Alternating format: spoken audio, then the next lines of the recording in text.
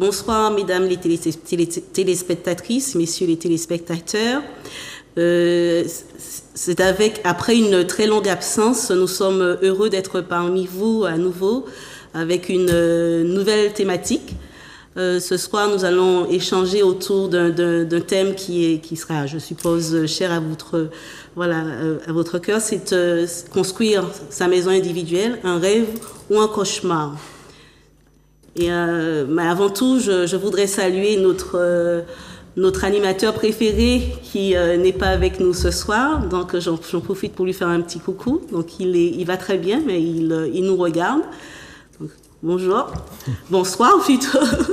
Voilà.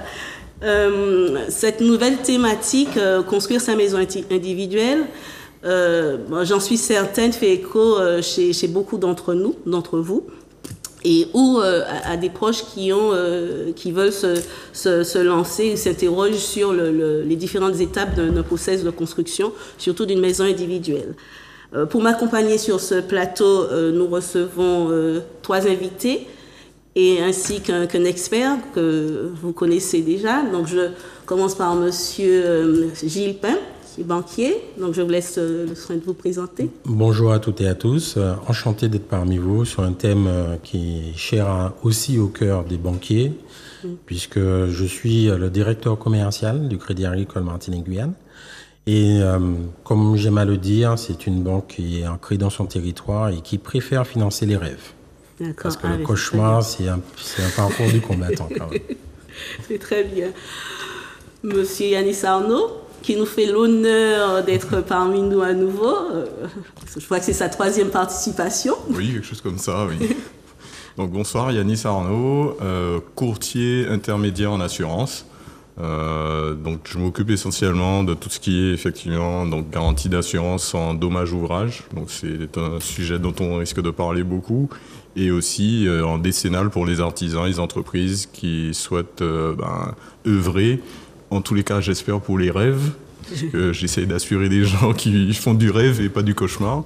Mais on est là aussi, malheureusement, quand le cauchemar arrive, les assureurs sont souvent là pour accompagner, parce qu'on paye des garanties. Donc, nous allons, j'espère, tous échanger là-dessus et permettre à ceux qui nous écoutent et qui nous regardent d'avoir des précisions complémentaires.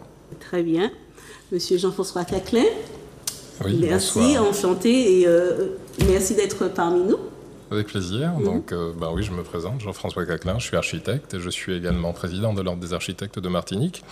Et c'est important pour nous d'être présents sur ce plateau parce que je pense que le sujet de la maison individuelle, il y a une réalité de la production de la maison individuelle qui, je pense, un grand pourcentage de la production se fait dans un circuit, en tout cas, qui n'est pas concerné par la production de notre profession. Hein. C'est vrai que les architectes s'intéressent à ce marché, mais s'il y a un travail où il y a une sensibilisation qui fait que de plus en plus de particuliers s'adressent aux architectes pour ce type de projet, on est conscient que la majorité de la production sort du champ de l'intervention de l'architecte. Alors, l'idée pour moi, c'est pas de dire que quand on fait sans architecte, c'est une catastrophe. Hein. C'est pas ça l'idée, mais c'est d'éveiller la conscience sur tout ce que peut apporter l'architecte pour sécuriser cette opération qui, des fois, c'est l'œuvre d'une vie, qu'on fait une seule fois dans sa vie, et de se donner les meilleures chances de le faire bien. Et puis, oui, c'est surtout ça que je voudrais dire. Bon, je pense que dans le cadre de cette émission, on parlera de tous les processus qui permettent d'aboutir à la construction d'une maison individuelle. Et heureusement pour nous, pour notre population, il y en a dans certains cas où ça se passe bien. Et puis, il y en a d'autres où ça se passe moins bien. Et il s'agit de comprendre les mécanismes, on va dire, les aléas qui peuvent faire que ça peut ne pas très bien se passer et alerter tout un chacun sur le fait que, de manière générale, les particuliers l'apprennent à leurs dépens. C'est-à-dire que c'est quand on est dans cette expérience qu'on se rend compte de la complexité que ça représente. Donc il ne s'agit pas de faire peur, mais d'alerter. d'alerter, d'informer, pour que tous ceux qui se lancent dans ce genre d'entreprise le fassent en parfaite connaissance de cause et fassent les bons choix. J'ai tendance à dire qu'il y a des gens qui ont les moyens de se tromper. Souvent, il y a des particuliers qui disent « oui, mais nous, on ne pense pas avoir les moyens de se payer un architecte ». Mais je dis souvent, c'est là que vous vous trompez, parce que les gens qui ont des moyens, ils ont les moyens de se tromper. Ouais, ceux qui ont des petits moyens, ils n'ont pas les moyens de se tromper. Ils n'ont pas les moyens de se tromper. Donc voilà, c'était une longue introduction. Ouais, on aura eu l'occasion d'échanger tout au long de cette émission. Roméo Vulcain, qu'on ne présente plus, qui est un expert de la maison de l'expertise, expert immobilier. Voilà, bonsoir aux téléspectateurs. Hein. Toujours un plaisir d'être là sur ce plateau, à essayer de donner au maximum à la population des informations sur un domaine qui est relativement complexe, mais qui est ô combien important, qui est le droit de l'immobilier. Puis merci également à toutes ces personnes qui nous témoignent leur sympathie sur le terrain, qui ont fait des expertises ou autres, et qui nous disent, voilà, effectivement, ils ont appris beaucoup de choses par le biais de cette émission. Et donc j'espère que celle de ce soir sera une émission sur un sujet qui est vraiment central, qui est le rêve du plus grand nombre. J'espère qu'ils ont toutes les informations qu'ils recherchent. Merci à vous, à nouveau.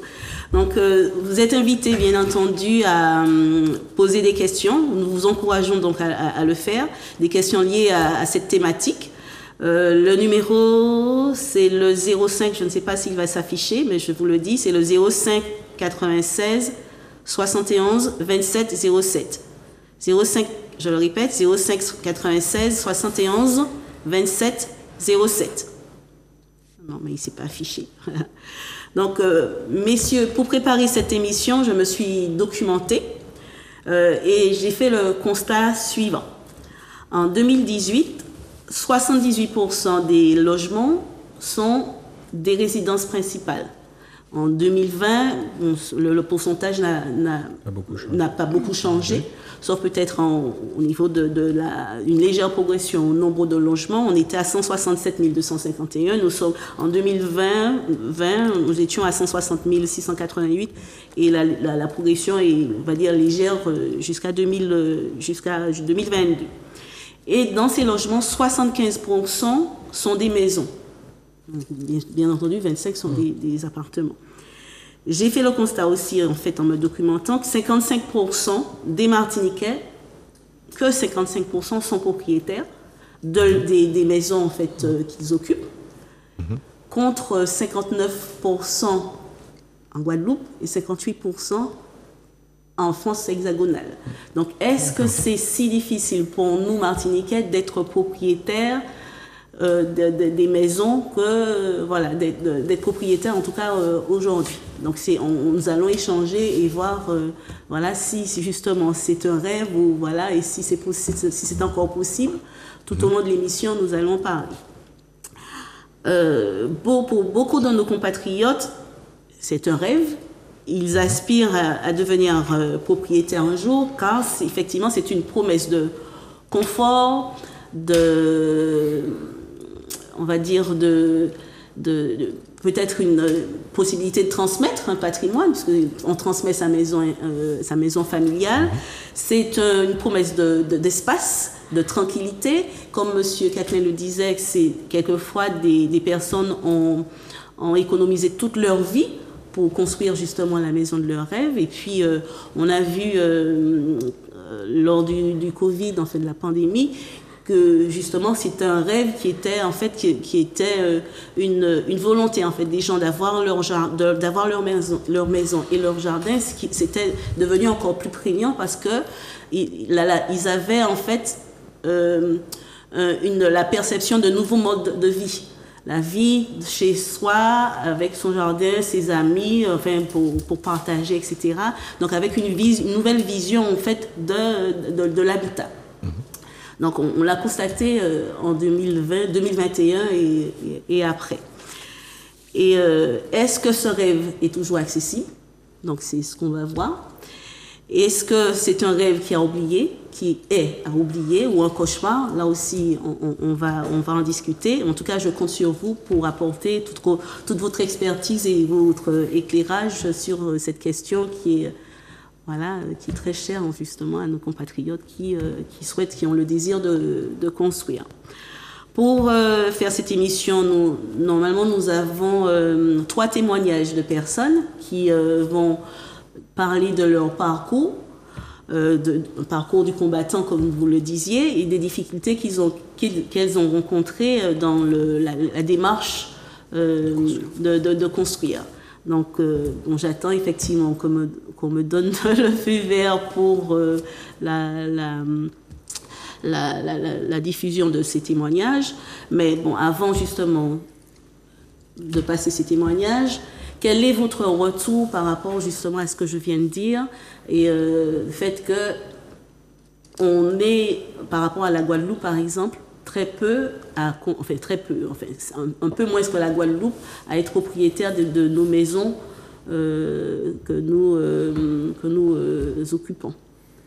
Si je peux rebondir, cette question est un peu difficile parce que comparaison n'est pas forcément raison. Il faut qu'on se concentre en fait sur notre territoire pour comprendre un peu la dynamique. Aujourd'hui, vous avez dit, il y a 167 000 résidences principales, il y a 214 000 maisons, d'accord, environ. Pour comprendre en fait la dynamique, il faut comprendre le tissu familial. Il y a un phénomène qu'il faut comprendre qu'on appelle la décohabitation. Ce phénomène en fait a beaucoup porté les résidences principales entre 2008 et 2018. Alors, qu'est-ce que c'est ce concept? Simplement, c'est le fait que les enfants majeurs quittent le logement des parents et vont construire leur résidence principale. C'est ça. Entre 68, on va dire, et les années 90, 86, il y avait beaucoup de familles qui habitaient dans le même logement. Donc, on construisait grand. Et il y a, en parallèle de cette décohabitation, il y a un phénomène aussi de défiscalisation qu'il faut comprendre. La loi Ponce est arrivée en 1986. Et ensuite, il y a eu plusieurs mutations entre la loi Paul et la loi Girardin. Et ça a attiré énormément aussi, on va dire, les prix, mais aussi la construction. Donc, quand on regarde ces deux éléments historiques, il faut qu'on se concentre pour dire, mais tiens, la construction, quel est son canal? Et on voit bien en fait que les personnes qui quittent le domicile familial cherchent soit par mimétisme à faire comme leurs parents, et des fois ils se heurtent à la réalité, puisque à l'époque on construisait une maison de 200 mètres carrés sur 3000 mètres carrés de terrain. Aujourd'hui on construit sur 400 mètres carrés et la maison fait moins de 100 mètres carrés. Et si on regarde les prix, c'est à peu près la même chose. C'est ça. Donc, vous voyez que déjà le rêve, c'est quoi? C'est comprendre aussi les contraintes, on va dire, d'urbanisme. Si on compare avec la Guadeloupe, nous avons une concentration de la population entre Shellshare et Ducos, où il y a la majorité des constructions qui ont été faites sur cette conurbation-là, ce qu'on appelle un pôle d'agglomération. Et la défiscalisation a créé quelque chose d'assez atypique qu'on a observé, c'est les 3 îlets, où il y a eu énormément de constructions, mais pas forcément en maison individuelle, mais en collectif, tirées justement par la défiscalisation. Et à la sortie de défiscalisation, on a eu pas mal de biens dans l'ancien. Donc à un moment donné, on avait plus de biens dans l'ancien que de constructions neuves. Donc comprenez que la comparaison de 55% de propriétaires à 59%, c'est dangereux de la faire si on ne prend pas en compte la topographie, les contraintes de notre territoire et aussi en fait les mécaniques, les liens sociaux qui composent notre territoire. Donc je voulais commencer par cette précision parce que c'est important de bien connaître en fait cette histoire pour mieux débattre, on va dire, ce soir. C'est ça. Et vous? Alors, il y a pas mal de choses à dire. C'est un sujet quand même assez complexe, comme on vient de le voir. Moi, si j'ai un regard peut-être un peu atypique vis-à-vis de ce que vient de dire M. Pain, on revient à la comparaison entre la Guadeloupe et la Martinique, pour lesquels ce sont deux territoires sur lesquels je travaille aussi, et aussi la Guyane. Bon, déjà, il y a le problème, il y a les contraintes effectivement, des terrains, trouver des terrains, etc. Donc tout ça fait déjà partie du problème, si on peut dire, si ça en est vraiment. Mais je crois qu'aussi, en termes d'intervenants, donc les acteurs de la construction sont un petit peu différents. Par exemple, pour donner une idée, pendant un temps, alors maintenant plus trop, mais pendant un temps, et sur la période, jusqu'à la période dont tu parlais tout à l'heure, il y avait un certain nombre de constructeurs de maisons individuelles, ce qui facilitait quand même les choses pour les Guadeloupéens, si je puis dire ainsi. Et en Martinique, c'était pas du tout le cas. C'est-à-dire qu'on en avait beaucoup moins. C'est-à-dire que ça va du simple au double. Et pourquoi ? Il y a, je pense, énormément de raisons et pas mal peut-être de raisons historiques. Peut-être que, alors j'ai pas la réponse exacte, mais c'est vrai qu'ici on avait peut-être plus tendance à faire confiance aux maçons du coin, aux plombiers du coin, à l'électricien du coin. Enfin, dans ces années où j'étais même peut-être pas encore né, on construisait pas forcément de la même façon, ni on n'avait pas les mêmes intervenants. En Guadeloupe, je sais qu'il y avait effectivement un certain nombre de constructeurs de maisons individuelles qui étaient présents et qui avaient pignon sur rue et qui encore aujourd'hui, il y en a quelques-uns et ils sont plus nombreux en Guadeloupe. Et je pense que ça, c'est plus une façon de faire, en fait. C'est-à-dire que nous, on préfère peut-être avoir plusieurs intervenants et avoir accès à ça plutôt que quelqu'un qui vient nous livrer sa maison clé en main. Bon, ça, c'est, comme je dirais, c'est pas le cœur du sujet, mais c'est pour donner un peu un aspect différent à ce que vient de dire mon voisin. Voilà. Mais dans l'esprit, moi, je le rejoins parfaitement. Je pense qu'il y a tout un tas d'aspects dans le fait de l'acte de construire, que ça soit en maison individuelle ou à la verticale, comme on dit souvent. Il y a plusieurs aspects, et puis il y a aussi le fait qu'aujourd'hui, ceux qui souhaitent construire ou ceux qui souhaitent avoir un bien, être propriétaire, on est aujourd'hui tous un peu différents. Donc il y a peut-être des jeunes qui veulent y avoir accès pour quitter effectivement le logement familial, mais qui ont connu peut-être le vécu en appartement, qui vont peut-être plus aller vers l'appartement que vers la maison individuelle. Je pense que chacun est différent et chacun cherche à un moment son bien-être en étant propriétaire, parce que c'est aussi ça, c'est une recherche de bien-être. Tout ce que tu as pu évoquer tout à l'heure sur le fait de l'acte de construire et de vouloir construire, c'est aussi une recherche de bien-être, d'être à l'aise dans son logement, et surtout qu'on le construit généralement pas pour une journée, mais pour de très longues années. C'est le bien d'une vie. Voilà, donc c'est un peu... Voilà, c'est très très large, mais c'est vrai, je reconnais que pendant une période, il y avait beaucoup de demandes pour des permis de maison individuels, plus que d'ailleurs, comme le montrent les chiffres, plus que les bâtiments de logement. Ça, c'est... On va en parler. Parce qu'il y a un aspect psychologique, peut-être. Oui. Je sais pas. On va en parler. Alors, dis-moi. Alors, je ne vais pas être tellement inventif. En réalité, c'est vrai. Je pense que les deux territoires, l'élément déjà central, c'est la charge foncière. Les terrains sont généralement plus chers en Martinique parce que c'est une plus grosse concentration des constructions sur un territoire plus dense, en fait, on va dire, moins large, moins grand. Et puis les contraintes, effectivement, en matière de risques naturels, qui ne sont pas les mêmes forcément en Guadeloupe. Il y a plus de terrains relativement plats. Ne serait-ce que lorsqu'on se promène sur le territoire, on se rend compte qu'il y a quand même une disponibilité foncière en Guadeloupe qu'il n'y a pas en Martinique. Donc, c'est peut-être un élément qui explique en fait cette dynamique différente. En fait. Voilà. D'accord. Monsieur Gaël. Alors oui, je partage l'avis de monsieur. Je crois que ça évoque plusieurs sujets pour moi à développer, mais je pense que sur les singularités et les différences entre la Martinique et la Guadeloupe, sur le tissu urbain et l'accès à la propriété, je pense effectivement que le foncier, c'est un élément déterminant. À mon sens, aujourd'hui, en Guadeloupe, enfin historiquement en Guadeloupe, il y a une plus grande répartition de la propriété foncière qui est beaucoup plus large sur la population, qui aboutit à ce que dans certaines communes, il y a carrément des quartiers familiaux où c'est tonton là, c'est grand-père en face, le frère, la sœur, etc.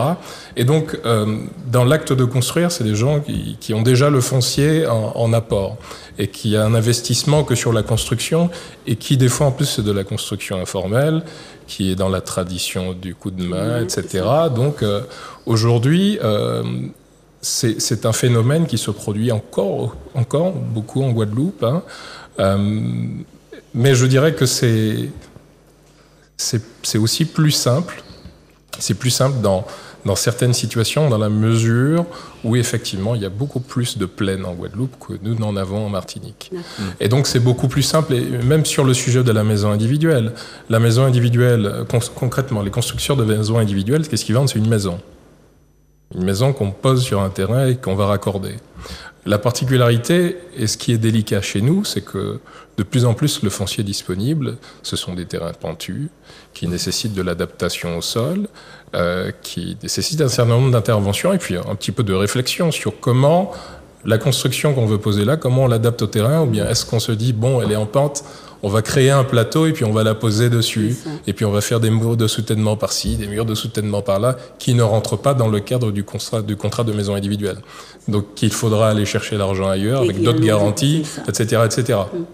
Donc, je pense que la complexité du foncier disponible ici amène un besoin d'ingénierie particulière pour concevoir des constructions qui tiennent compte de la réalité de la topographie du foncier qu'on a ici. Donc ça c'est un point.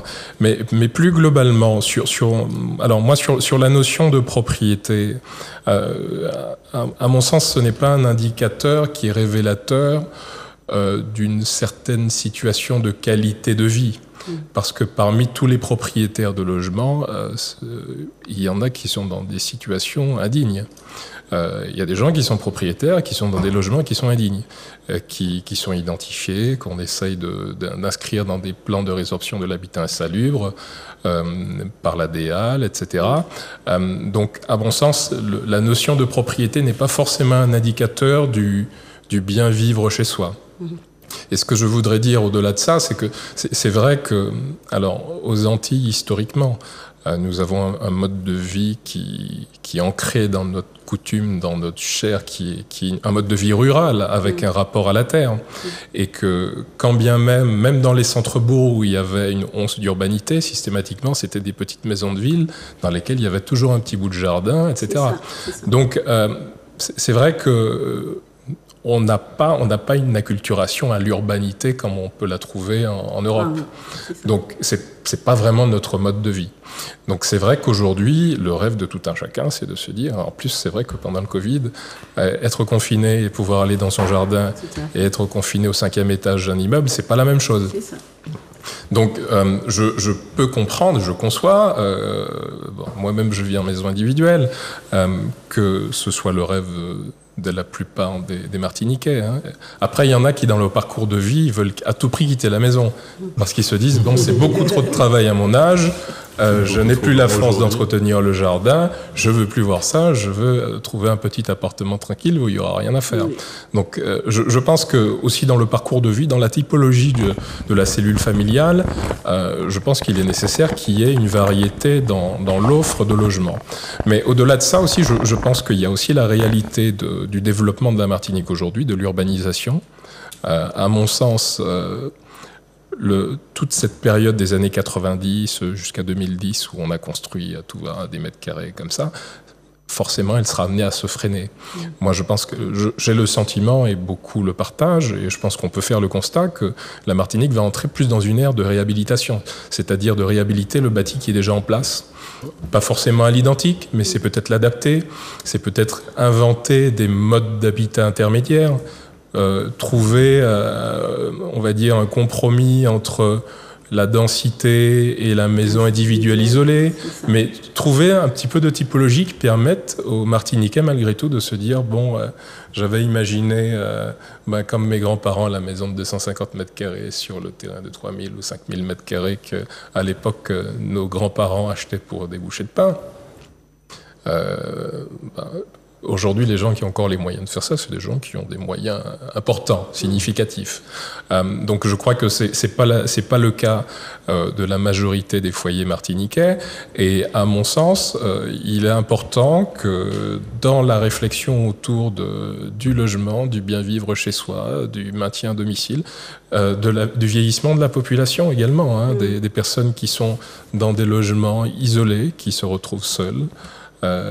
Qui sont des fois dans des coins retirés, sans accès aux soins, sans accès à des visites, etc. Donc il y a vraiment une réflexion sur aujourd'hui la Martinique, comment elle s'est développée et comment on l'adapte aux transformations de la société, comment on l'adapte à la raréfaction du foncier, comment on l'adapte au fait que ça coûte de plus en plus cher de construire parce qu'on importe tout en Martinique. Je pense que là, vous anticipez un petit peu sur la suite de l'émission, on verra. On en garde un petit peu pour plus tard. Exactement. Voilà, donc on écoute le premier témoignage.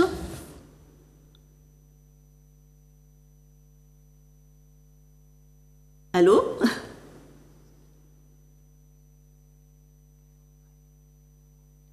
Allô ? Le constructeur avec lequel nous allons signer un contrat pour une maison clé en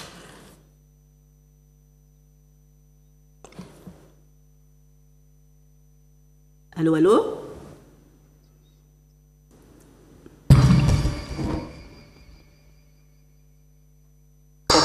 6 à 8 mois. 8 mois en cas de si.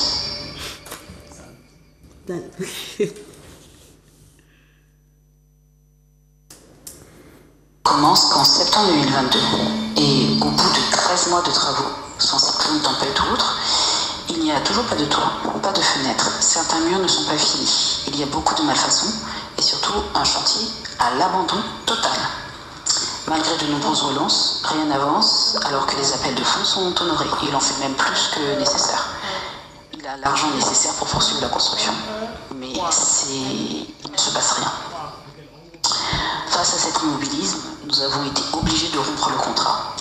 Nous avons pris une assistante maître d'ouvrage et fait venir un huissier pour constater l'état du chantier quelques jours avant la rupture du contrat. Il n'a jamais voulu fournir les documents pour la dommage ouvrage, ni même pour la construction d'ailleurs. Et nous n'avons aucune proposition de sa part à ce jour pour le remboursement du trop perçu, environ 20 000 €. Nous avons été obligés de poursuivre le chantier pour avoir un toit. Et étant donné que c'est un nouveau contrat, nous n'avons pas les fonds pour finir la maison, prendre un avocat et aménager. Donc nous avons fait des choix. Pour l'instant, il n'y a pas d'avocat. Voilà, simplement, l'aménagement est succinct et on préfère essayer de finir la maison de façon à pouvoir y habiter un minimum à l'aise. Nous avons découvert par la suite que cet homme n'en est pas à son coup d'essai. Il poursuit le carnage en Martinique.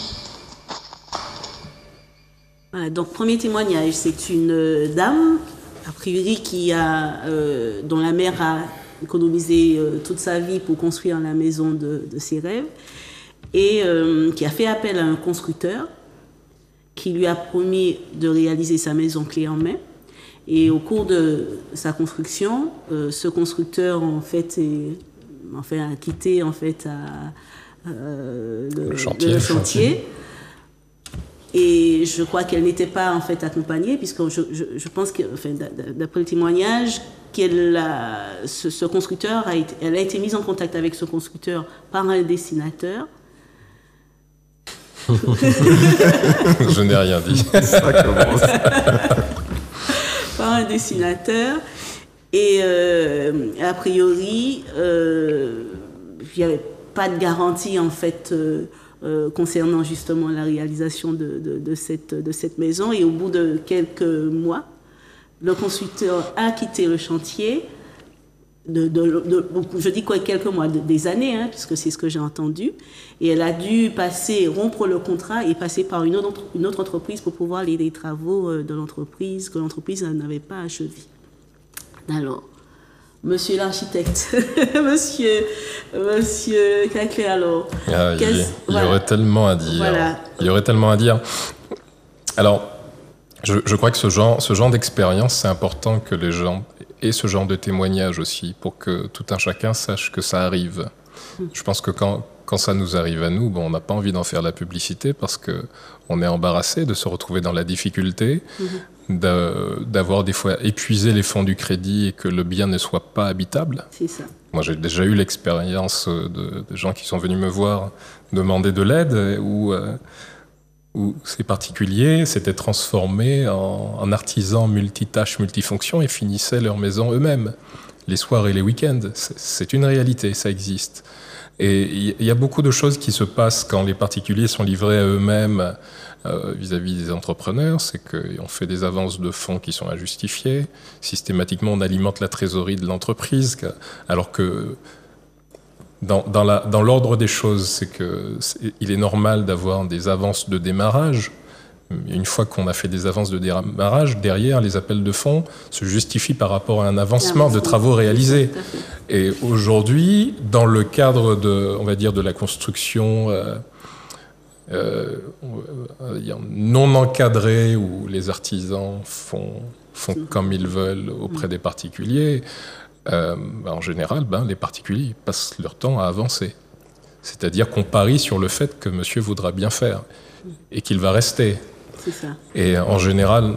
Alors, il ne s'agit pas de jeter la pierre. Hein. Il y a un contexte, il y a une structuration, il y a une structuration du tissu économique qui fait que... Il ne s'agit pas de dire non plus que les artisans, les entrepreneurs sont des voyous. Alors, bien sûr, il en existe, mais c'est pas toujours le cas. Derrière ça, il y a aussi la réalité que des fois, les artisans ne sont pas formés à la gestion d'une entreprise. On a des bons maçons, des bons électriciens, des bons plombiers, mais de faire un plan, une planification sur les dépenses, les décaissements, sur l'année, de se dire à un moment donné qu'il faut que ça rentre pour que ça équilibre ça, etc. Il n'y en a pas tant que ça qui sont formés à la gestion d'une entreprise. Et au final, c'est beaucoup d'artisans qui vivent au jour le jour en regardant l'état du compte en banque. C'est pas ça, avoir une vision sur un exercice. Et ça se manifeste par des gens qui ne voient pas des alertes à un moment donné, qui se rendent pas compte que finalement, peut-être que là, il a mal vendu là, donc il va rattraper sur le chantier de quelqu'un d'autre, qui va payer les pots cassés d'ailleurs, etc. Et c'est un cercle vicieux où à la fin, souvent, alors les entreprises, ils perdent des plumes, mais souvent les particuliers qui n'ont pas demandé à vivre ça, ce sont les plus désœuvrés face à ce genre de situation. Donc, oui, ne vous lancez pas dans ce genre de situation tout seul, comme ça. Et je pense que ce qui est intéressant, c'est que je constate que de plus en plus de banques ont un regard un petit peu plus pointu sur les crédits immobiliers dans des marges de construction des particuliers. Il y en a quand les particuliers ne sont pas accompagnés par un maître d'œuvre, par un architecte, il y a des banques qui se déplacent pour constater ce qui est réalisé. Il y a des banques qui imposent pour offrir un crédit d'avoir une assurance dommage-ouvrage. C'est intéressant parce que pour faire la dommage-ouvrage, il y a l'obligation d'avoir toutes les attestations d'assurance décennale de l'ensemble des entreprises. On demande est-ce qu'il y a un architecte, est-ce qu'il y a un bureau de contrôle, etc. Donc ça offre un cadre et je dirais que ça incite les particuliers à un peu sécuriser le cadre dans lequel ils vont évoluer pour aboutir à ce projet. Donc oui, c'est vraiment important de sécuriser, quoi. Si je peux poursuivre déjà, je suis très touché de cette expérience, je dirais négative, parce que oui, ça peut être un cauchemar. On sent dans la voix de cette personne un désarroi. Et pour reprendre en fait les propos de M. Catlin, les banques, et singulièrement au Crédit Agricole, on a une vision très précise en fait de cette période assez difficile qui est le déblocage des fonds, qui doit coïncider à l'évolution en fait d'une construction. Et donc, le contrat le plus protecteur, c'est le contrat de construction de maisons individuelles, qui offre un cadre très précis protecteur pour le maître d'ouvrage. Il n'y a pas beaucoup de constructeurs qui offrent ce contrat, donc je pense que tout à l'heure, tu en parleras. Mais c'est surtout qu'on a malheureusement 90% des demandes de construction qui se font lot par lot. Ce qui veut dire qu'on fait très attention à ce que la concentration ne soit pas entre les mains d'un seul artisan. Donc en général, on a la grosse œuvre et la charpente, et les autres corps de métier, en fait, n'ont pas de lien avec le gros œuvre. C'est pour disperser un peu le risque.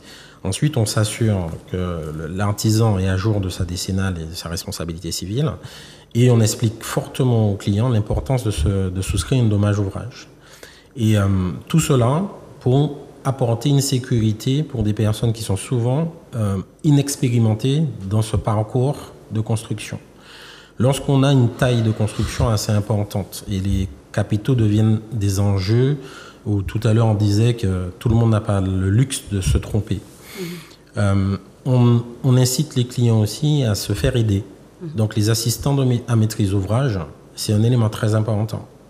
Ça peut être des fois un architecte, alors même que ce n'est pas nécessaire d'avoir un architecte pour la construction, mais le service rendu par des architectes sécurise.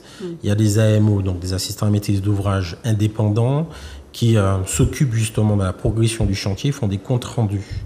Et de plus en plus, les banques demandent d'avoir accès à ces comptes rendus pour synchroniser le rythme de déblocage avec l'état réel de construction. Et quand on a un doute, les équipes vont sur place. Et ça, c'est important de le dire parce que, on a souvent 90% des opérations qui se passent très bien. On a des artisans qui font ce qu'il faut aussi. On a rarement de cas, on va dire, d'arrêt de chantier, mais on a des chantiers, par contre, qui peuvent durer dans le temps. Et ça, c'est un vrai sujet parce qu'il y a aussi une période pour ces personnes où elles sont à la fois locataires et elles doivent assumer des intérêts intercalaires, le temps justement de pouvoir quitter leur logement pour entrer chez elles. Et rarement, je le dis et je l'assume, on arrive à être pile poil dans une synchronisation entre la fin d'un bail locatif et le début de l'habitat. Et ça, c'est un vrai enjeu pour les banques de pouvoir bien expliquer dès la simulation, outre la partie bancaire qui tout le monde parle de taux quand on parle en général de crédit, mais il faut parler de parcours dans la construction, de personnes qui accompagnent dans la construction. Parce qu'en fait, tout le monde a peur, il faut savoir, beaucoup de personnes ont peur de se tromper. Est-ce que j'ai choisi le bon artisan? Est-ce qu'il y a beaucoup de culpabilité quand on se trompe? Et il n'y a pas aujourd'hui il faut quand même avoir un peu d'espoir dans ce parcours de construction, parce que j'ai vu en 20 ans sur le territoire des personnes se professionnaliser aussi dans comment construire. Et donc autour des personnes qui veulent acheter, il faut nous, banquiers, on augmente en fait la rigueur sur l'avant-construction en demandant de réelles garanties. Il faut que toute la profession le fasse, se donne les moyens de le faire, pardon. Et c'est déjà le cas. Mais il faut aussi qu'à côté, qu'on ait plus d'entreprises qui offrent des contrats de construction de maisons individuelles, parce que sous l'Hexagone, il y a 92% en fait des maisons individuelles qui sont sous ce contrat protecteur. Sauf que, sans vous interrompre, sauf que de plus en plus, dans France hexagonale, vous avez de plus en plus justement de constructeurs de maisons individuelles qui mettent la clé sur la porte. Donc, a priori, ce n'est plus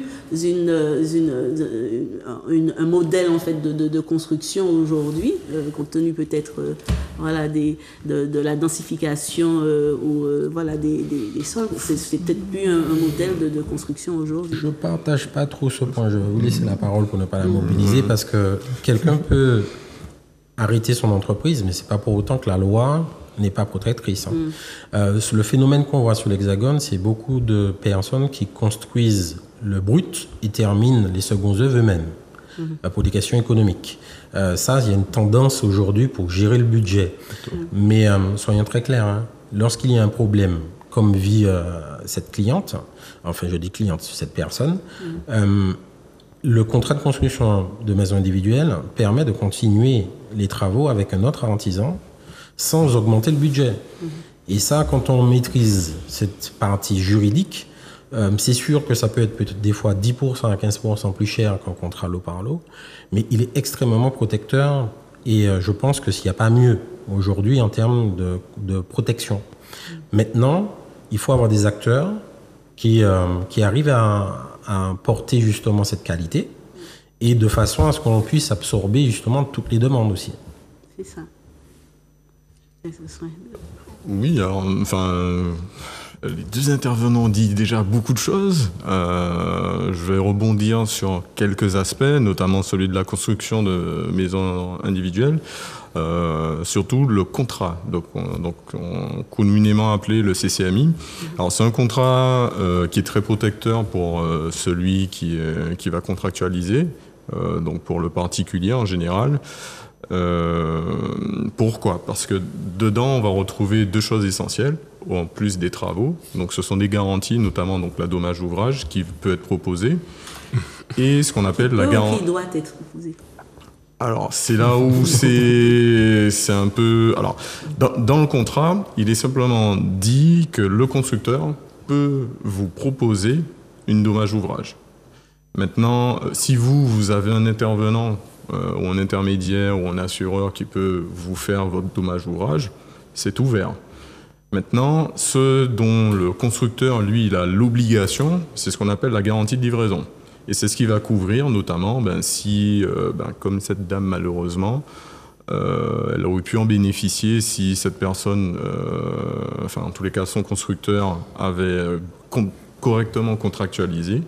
Et ce qu'on appelle le garant, en fait, se porte caution pour remplacer le constructeur, malheureusement, le jour où il a des difficultés financières et qu'il ne peut plus assumer le chantier.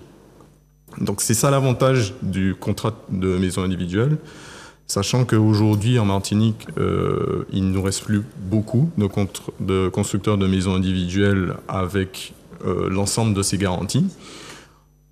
Malheureusement, c'est une tendance aussi, et notamment en temps de crise. Il y a beaucoup de gens qui vous disent je suis constructeur de maison individuelle, ils ont le code APE qui vont avec. Ils vous disent on va s'occuper de tout, vous vous occupez de rien, et en fait malheureusement je suis désolé de dire ça comme ça, mais on a des gens qui sont un peu voyous ou qui essayent de profiter du fait qu'on ait envie de construire, et malheureusement c'est là où on se retrouve dans des situations comme le vit cette personne. Maintenant, on va dire ça, c'est de l'ordre du cauchemar, mais c'est vrai que je rejoins notre architecte présent. On a beaucoup d'artisans aujourd'hui qui sont capables et qui savent, en tous les cas, travailler correctement et dans les règles de l'art. Moi, je le vois beaucoup dans les décennales que je délivre. Mais on a une véritable difficulté sur l'aspect gestion d'entreprise, gestion administrative, où ce sont des gens qui, je dirais, sont plutôt des manuels. Voilà, ils ont appris souvent sur le tas, ou ils ont été formés aussi, mais dans ces formations, malheureusement, on ne retrouve pas la partie gestion du temps horaire, etc., de savoir faire correctement un devis, etc. Donc, moi, je vois beaucoup de devis, beaucoup d'attestations, etc. dans mon métier. Et souvent, je peux avoir le même intervenant qui, je dis une bêtise, propose 250 € du mètre cube à Rivière-Salée, et puis il propose 350 à Shellcher. Je dis une bêtise. Mais c'est-à-dire que dans la construction même de son devis ou de son intervention, il y en a certains, comme on dit, ils ont une difficulté, ils vont essayer de gagner plus chez celui-là, gagner moins sur celui-là. Et puis il y a aussi une question de planification. Souvent, ils ont les yeux plus gros que le ventre, donc ils vont prendre plein de chantiers qui ne seront malheureusement pas gérés et se retrouvent dans des difficultés. Voilà. Et un autre point qui est très important, je pense, qui me permet un peu d'ouvrir la discussion, c'est qu'aujourd'hui, moi j'ai beaucoup d'artisans ou même d'entrepreneurs qui me disent qu'ils ont du mal à trouver de la main-d'œuvre. Donc on se retrouve aussi dans certaines situations qui font que les entreprises ont des difficultés. Les bons continuent à travailler et continuent en tous les cas à faire du bon boulot, mais il y a aussi ce problème de main-d'œuvre et de transmission des entreprises, etc. Donc il y a quand même tout un tas de petites choses autour de l'acte de construire qui font que on a aujourd'hui, on se rend compte que dans ce marché-là, surtout celui du particulier, on a quand même pas mal de choses qui viennent, on va dire, perturber l'acte de construire. Et en cas pour répondre à la problématique de la cliente qui a connu, expérimenté une défaillance d'une entreprise, qu'est-ce qui pourrait être fait, quelles sanctions, puisque on connaît la responsabilité d'entreprise, mais qu'est-ce qui pourrait être proposé à ces clientes justement pour récupérer soit le trop perçu qu'elle a payé à l'entreprise ou voilà. Qu'est-ce que vous pourriez lui conseiller par rapport justement à la situation qu'elle connaît?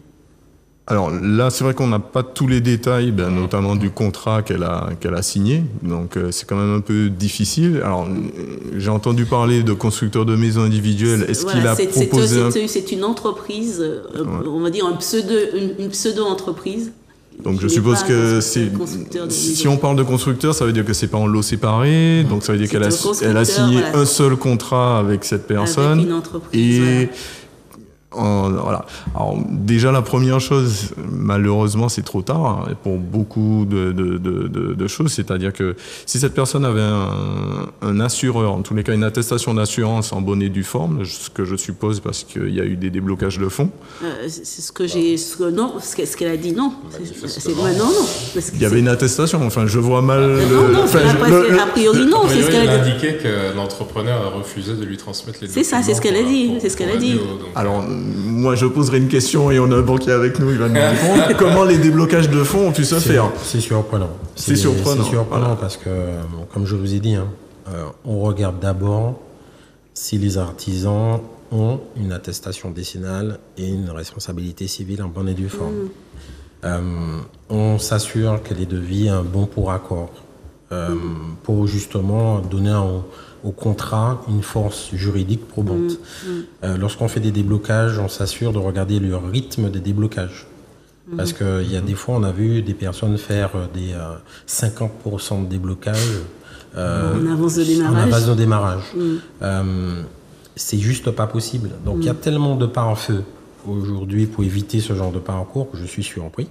Il faudrait savoir quel type de prêt peut-être, et elle est certainement pas accompagnée. Après, nous on dit souvent aux clients, une entreprise générale qui est tout corps, ça on évite puisqu'il y a une concentration en fait de responsabilité entre une seule main.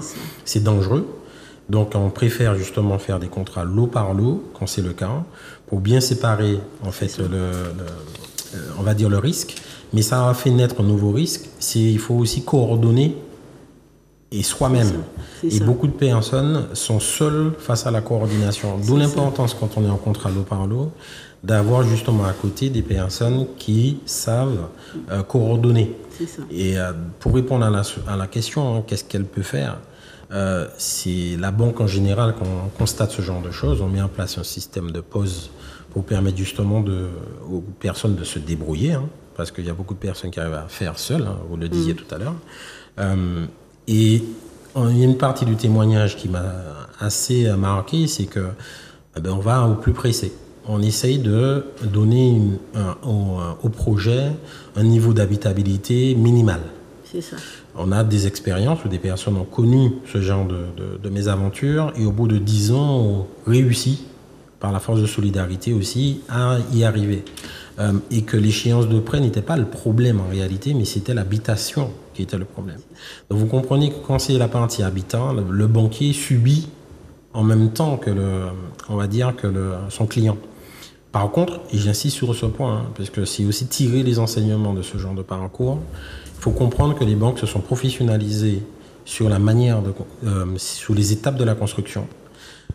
Au début, les clients vivaient mal, parce que oui, il y avait encore le job qui existait autour de la construction.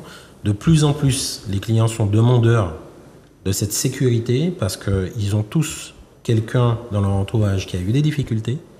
Et d'ailleurs, c'est un frein énorme à l'acte de construction, c'est ce déficit d'information. Donc pour résumer, faisons simple, il y a le contrat de construction de maison individuelle qui est très protecteur, qui a une des caractéristiques qui permettent de pallier les aléas sur un chantier. Il y a le contrat lot par lot qui nécessite une coordination, et qui dit coordination dit un assistant si on n'a pas l'expérience et la connaissance nécessaires. Et les banques de plus en plus sont vigilantes à ce que les personnes qui ont peu de connaissances et peu d'expérience soient accompagnées. Et ça, c'est important. Et le 5 000 ou 10 000 euros de plus, en réalité, apporte une valeur beaucoup plus importante en termes de sécurisation.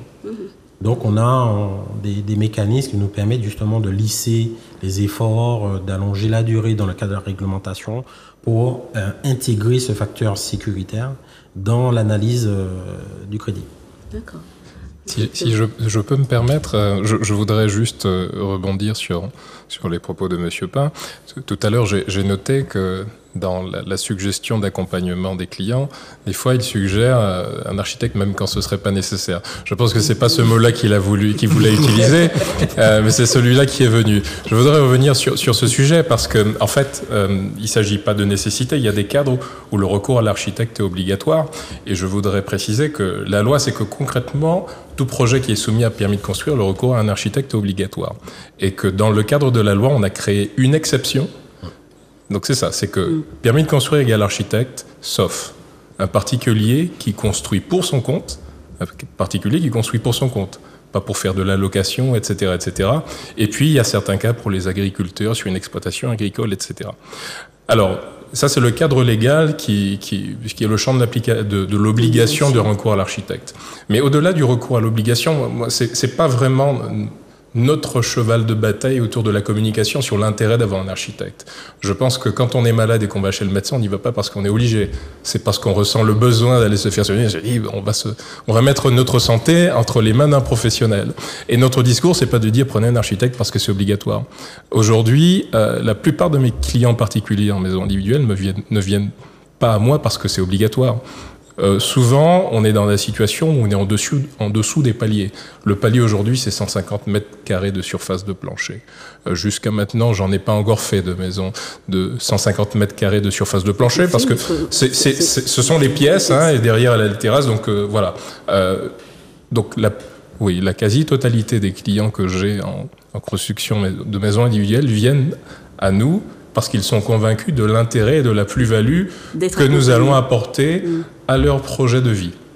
Donc c'est ce que je voulais dire sur la notion de nécessité ou d'obligation. Justement, je voudrais qu'on se concentre sur l'intérêt que représente de se faire accompagner par un professionnel dans ce type d'aventure particulière. Et oui, je suis là pour le dire aussi, les architectes sont les personnes idoines pour ce type de situation. C'est très bien. Nous allons une petite 5 minutes, 10 minutes de pause et nous reprendrons dans 10 minutes, 5-10 minutes, si vous le voulez bien. Voilà.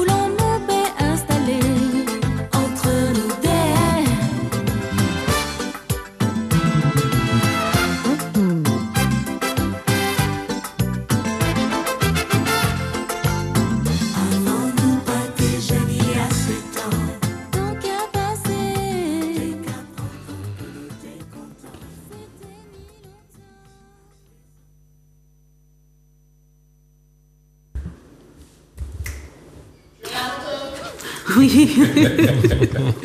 Bonsoir, nous revoilà. Je rappelle le numéro pour les appels 05 96 71 27 07. Je rappelle 71 27 07. Nous vous encourageons à appeler parce que je suis sûre que ces questions vous interpellent. Donc rappelez-nous au 05 96 71 27 07. Nous écoutons maintenant le deuxième témoignage, celui d'Annie.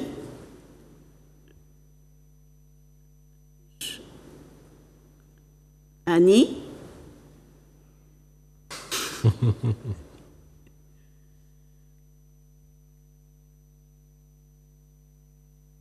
Combat pour devenir propriétaire a commencé il y a maintenant quelques années, où d'abord les difficultés étaient liées à la banque qui me disait que ma capacité d'emprunt était beaucoup trop basse, donc ce n'était même pas la peine d'emprunter, alors que les taux étaient encore intéressants. Ensuite, est venu le temps où là c'était plus un problème de capacité d'emprunt, mais un problème de terrain, où on ne trouvait plus de terrain parce que les terrains avaient beaucoup augmenté.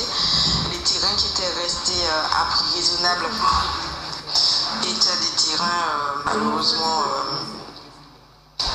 on va dire, où il y avait des soucis. Par exemple, un terrain de 1000 m² où je m'étais positionné, je ne pouvais construire que 50 m² dessus, donc ce n'était pas du tout intéressant.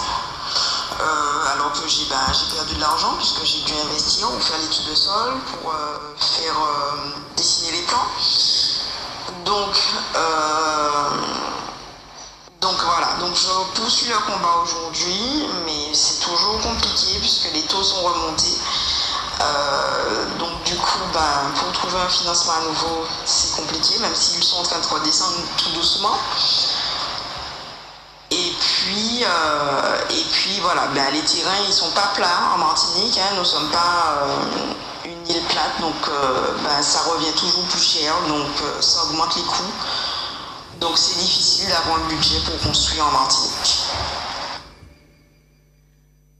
Voilà, vous voulez que je reformule? C'était clair, vous avez bien compris en fait la problématique de cette cliente. Je pense qu'on a bien compris. Voilà, quand elle dit que sa capacité d'emprunt était trop basse il y a quelques années, qu'est-ce que ça veut dire?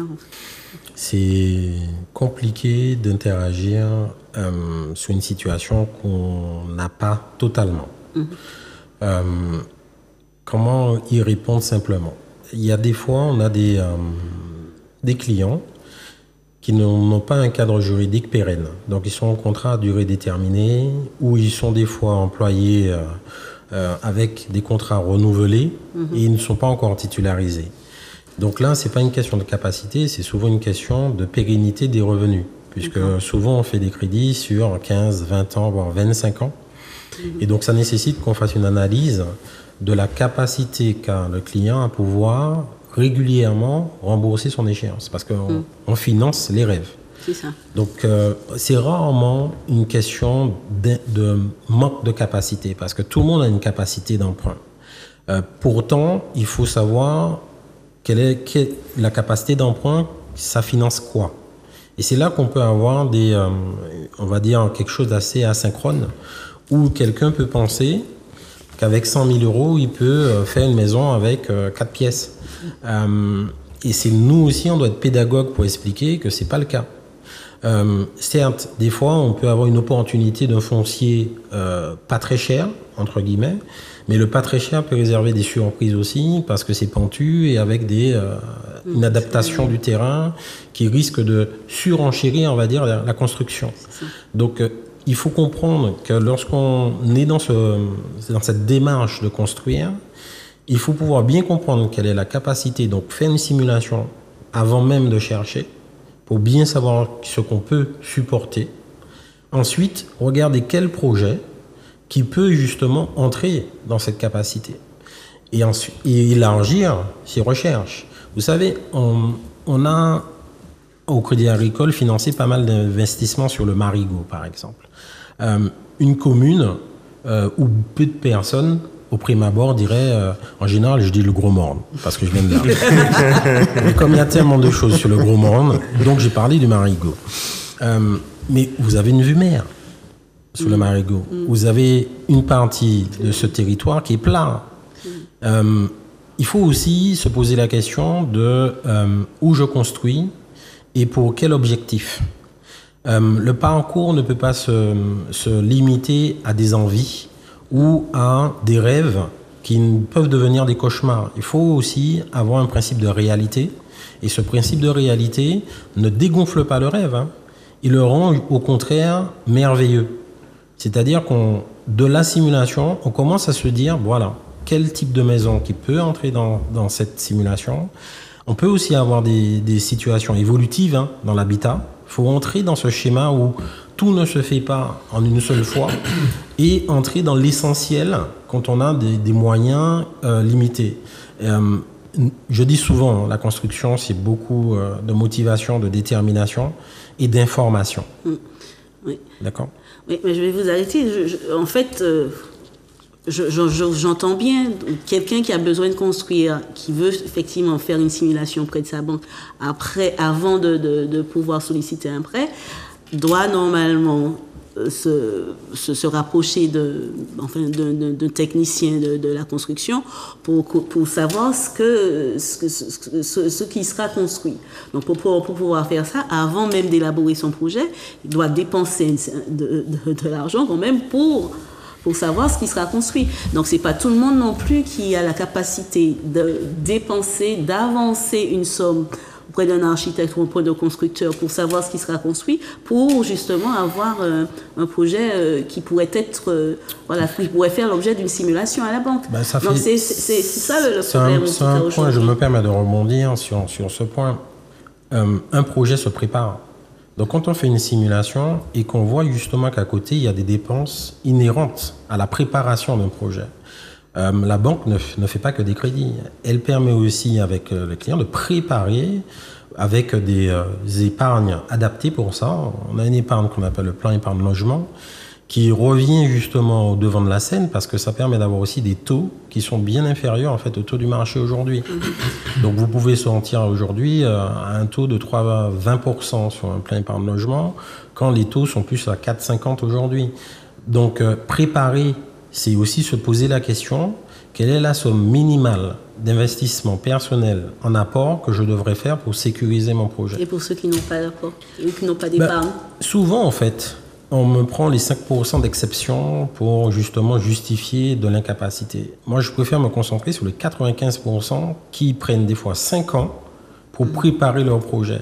On est bien conscient que des fois, le terrain peut devenir plus cher. Je vous assure, on a plusieurs clients qu'on a pu accompagner en 5 ans qui ont quand même trouvé des terrains. Je vous dis, c'est une question de motivation. Si vous n'avez pas d'apport, ça arrive que la banque, en fonction de la situation du client, finance plus que la construction.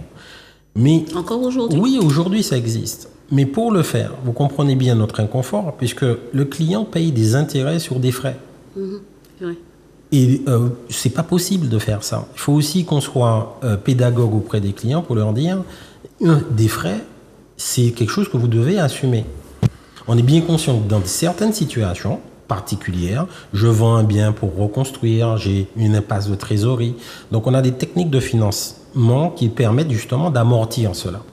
Mais il faut insister, et j'insiste vraiment sur cela. La préparation d'un projet, c'est pas lorsqu'on a l'affaire du terrain qu'il faut penser à la construction. Il faut se préparer très tôt et mettre de côté, c'est encore ça qui existe, hein, pour pouvoir justement prétendre sécuriser son projet. Si on pense que la banque, en faisant 120% du projet, on est content, en réalité, la banque n'est pas là pour pouvoir prendre des intérêts sur des frais.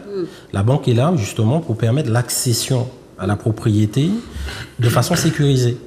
Donc, permettez-moi de vous dire que c'est rarement des personnes en fait qui ne comprennent pas cela, même si en fait on est bien conscient qu'il y a un principe de réalité qui veut qu'on ne peut pas non plus faire n'importe quel projet en fonction d'une capacité qu'on n'a pas. D'accord.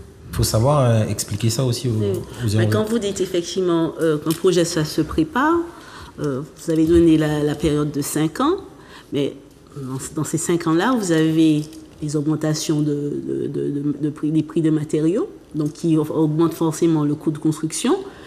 Vous avez la hausse des taux d'intérêt.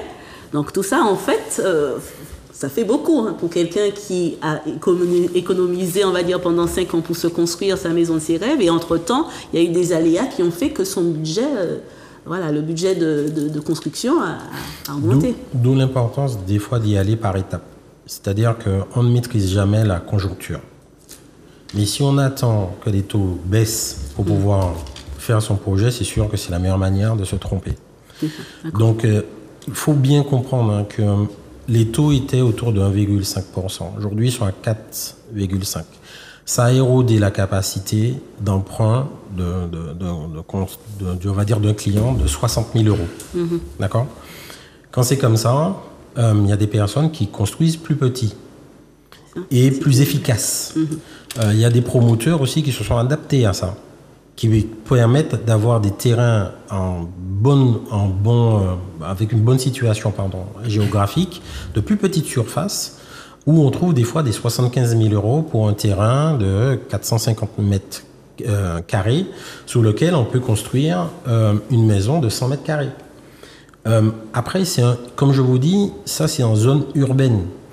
Si vous étalez un peu votre recherche sur des communes qui sont en recherche justement de contribuables sur les communes du Nord-Atlantique où on sait qu'il y a une démarche politique très forte pour pouvoir justement ramener les clients, on va dire la population vers ces pôles, vous verrez qu'avec, malgré l'augmentation des taux, il y a des personnes qui construisent pour un budget raisonnable. D'accord ? Donc la vraie question, c'est quand on regarde la contrainte, J'aime à dire qu'il faut regarder l'opportunité pour pouvoir justement réinventer sa capacité justement à produire ses rêves. C'est pas en copiant son frère, son père, son voisin qu'on a le meilleur habitat. Aujourd'hui, on a que ce soit un dessinateur, un architecte ou des personnes justement qui ont ce parcours de vie. Ils dessinent des fois des maisons qui sont totalement différentes de nos cultures, mais qui sont avec une adaptation intéressante. Donc vous comprenez que la partie financière ne doit pas être un frein.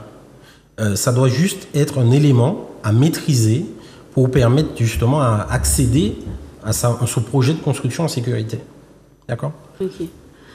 Si je peux me permettre, alors ce que je voudrais dire sur le sujet, c'est vrai que je pense que c'est toujours l'étape prépondérante avec nos clients particuliers.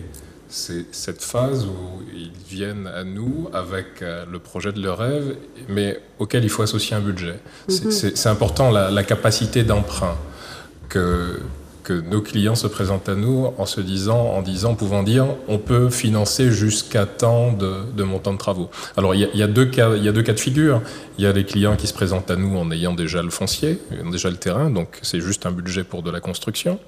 Et on va dire que la première phase de la conception, ce sera de mettre en cohérence le budget et le projet.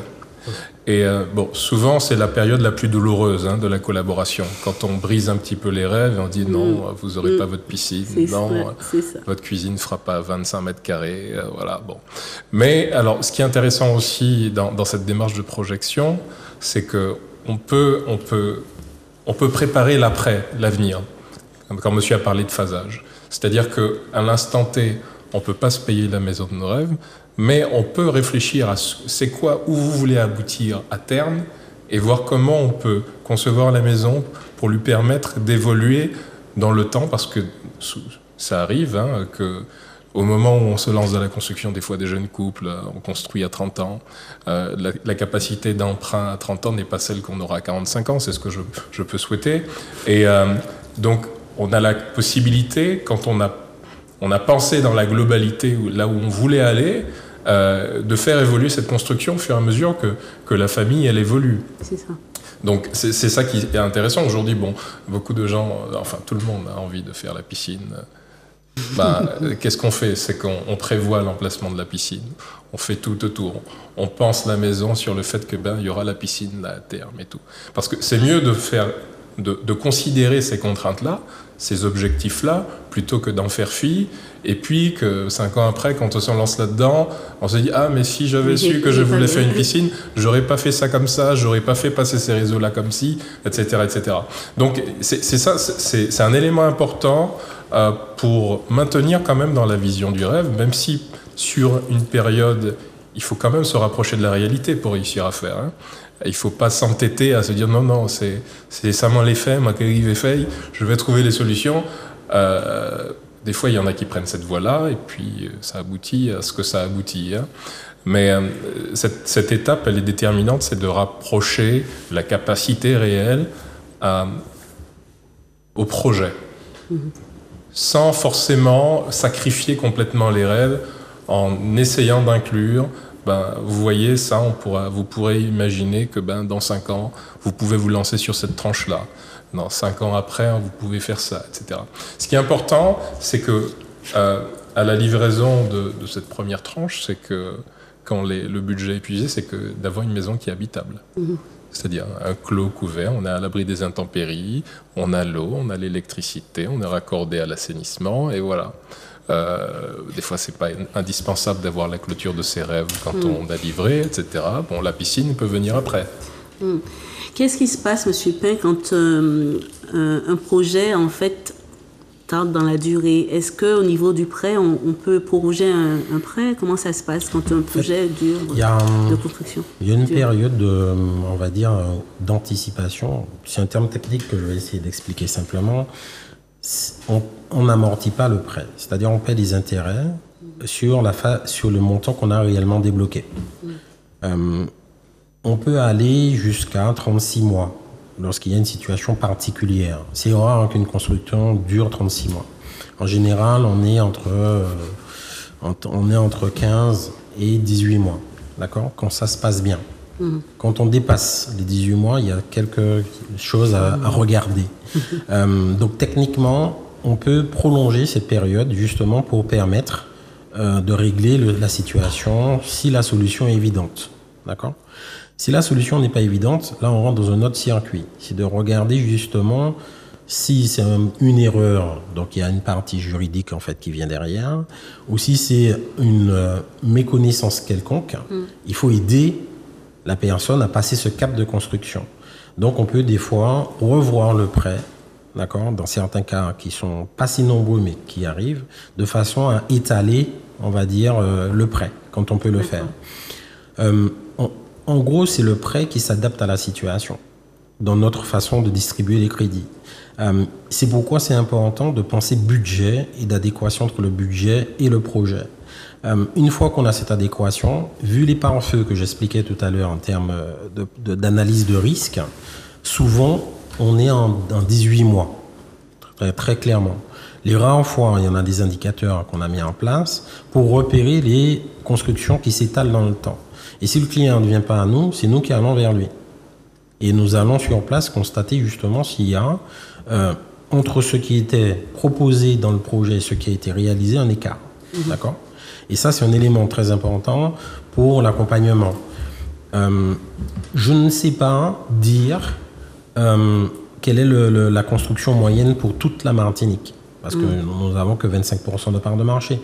Mais en tout cas, chez nous, on est bien dans un temps moyen entre 12 et 18 mois, d'accord ? Clos couvert, raccordement, assainissement réalisé. D'accord. Ce qu'on voit, là où ça prend plus de temps, c'est sur les secondes œuvres, des fois, et sur la partie raccordement et VRD, où il faut aussi s'assurer, en fait, d'être aux normes sur cette partie-là, qui est souvent mise un peu à côté, et qui représente un facteur très important où on doit rejeter les eaux d'assainissement. On ne peut pas faire n'importe quoi aujourd'hui.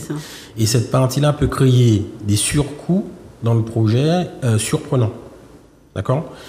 Et c'est pourquoi maintenant, dans les permis de construire, mais je pense que je ne suis pas le plus capé ici pour le dire, on a souvent l'avis favorable de SPANC, par exemple, il y en a d'autres, justement pour voir si la fosse septique, l'assainissement est adapté en fait à la construction. Et cet élément-là aussi, on l'observe justement pour prévenir les coûts, entre guillemets, cachés qui sont liés justement au raccordement et auquel on peut des fois sous-estimer l'impact. Parce qu'un terrain, des fois, est très loin par rapport en fait aux arrivées. Et il faut, pour faire arriver l'eau, l'électricité, un budget qu'on n'avait pas estimé. Des fois, on était tout près de la maison, mais on n'est pas propriétaire. Donc, on ne peut pas passer sur le terrain d'autrui comme ça. Donc, il faut aller chercher le raccordement et ça peut être un budget, des fois, surprenant. Donc, il y a ce genre de petites choses aussi à maîtriser. D'accord. Et ça vous arrive de faire des rallonges au niveau des prêts ? Comment ça se passe ? Quand la capacité de la personne le permet. Il D'accord. faut vraiment se dire qu'on n'est pas là pour financer tout. C'est pas ça le but. Il faut financer ce qui a une grande probabilité d'être remboursé sereinement. Rajouter du prêt, c'est mettre aussi des familles en difficulté. Et on fait très attention justement, on est encadré. Il y a un dispositif qui nous dit qu'il ne faut pas dépasser 35% d'endettement. Je ne veux pas entrer dans les lois pour ne pas perdre nos téléspectateurs, mais de ce dispositif, on essaye de trouver des astuces techniques qui nous permettent, en cas de situation compliquée, de suivre le client. Il y a aussi des clients qui choisissent, comme vous le disiez tout à l'heure, très justement, de poursuivre en auto-construction, c'est-à-dire qu'ils font le maximum des travaux finançables et poursuivre après en auto-construction. Comment, au niveau des assurances, comment on peut jongler avec ces deux types, on va dire, de construction? C'est la question à laquelle j'aurais pas voulu répondre, mais elle vient quand même. Alors, l'autoconstruction, ce que je peux dire à nos téléspectateurs, c'est qu'aujourd'hui, déjà, c'est entre guillemets un nouveau marché, donc c'est déjà de l'inconnu pour un assureur. Je crois savoir sur les formulaires de dommage ouvrage, il y a effectivement une colonne qui est réservée justement à ce type de construction. On demande si le maître d'ouvrage réalise lui-même certains de ses travaux. Pour ça, je vais passer par une explication un peu tortueuse, on va dire ça comme ça.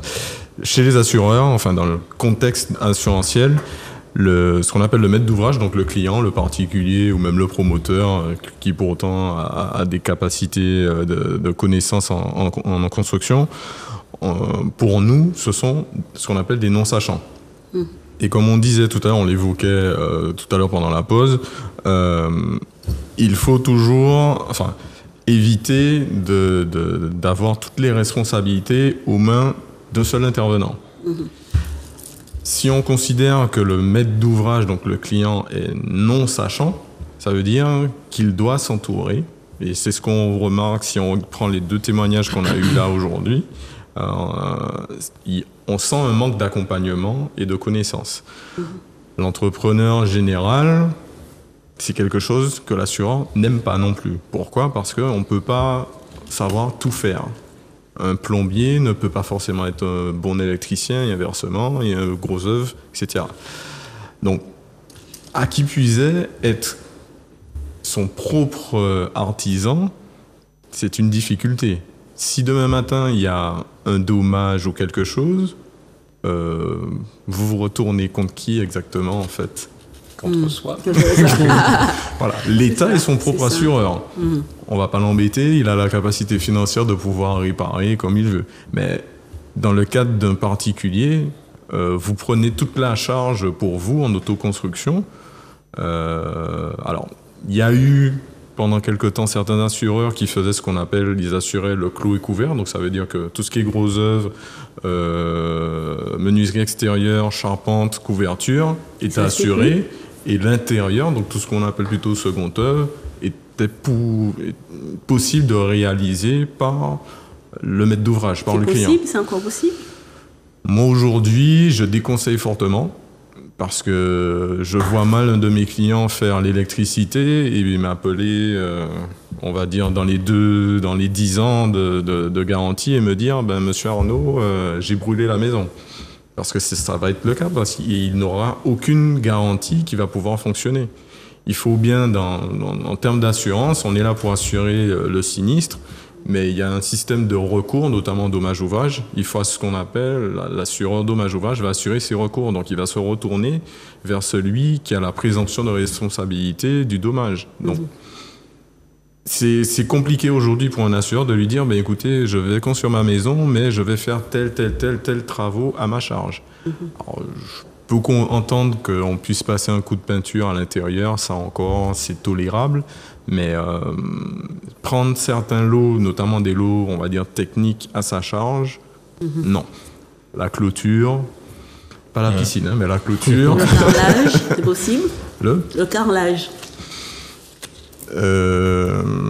J'aurais dit non. C'est délicat. C'est délicat parce que, si je peux me permettre, dans le principe de la garantie décennale, on peut avoir des exclusions pour tout ce qui est dissociable du bâtiment qui est garanti en décennale sur le clos couvert.